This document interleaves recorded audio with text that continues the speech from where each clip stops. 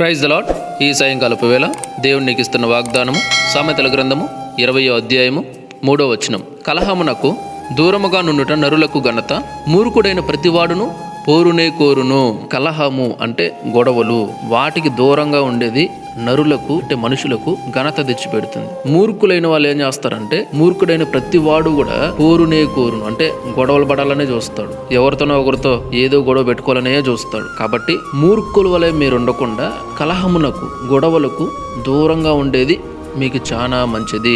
గొడవలకు మీరు దూరంగా ఉన్నారంటే మీకు ఘనత తెచ్చిపెడుతుంది. అదే గొడవల్లో మీరు కూడా పాలిభాగస్తులయ్యి మీరు కూడా మూర్ఖుల వలె గొడవలు పడ్డారనుకోండి, పోరునే కోరుకున్నారనుకోండి, మీకు ఘనత రాదు కానీ చెడ్డ పేరు వస్తుంది. మీరు నిజంగానే అప్పుడు మూర్ఖులు అవుతారనమాట. కాబట్టి ప్రతి ఒక్కరు కూడా కలహమునకు దూరముగా ఉండాలి.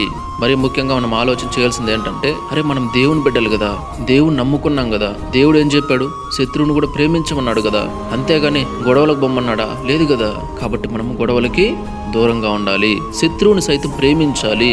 ఒక చెంప మీద కొడితే ఇంకో చెంప చూపించాలి కానీ గొడవలకు మనం పోకూడదు అని ప్రతి ఒక్కరు కూడా ఆలోచన చేయాలి. మూర్ఖుల వల్ల మనం పోరును కోరుకోకూడదు. Praise the lord.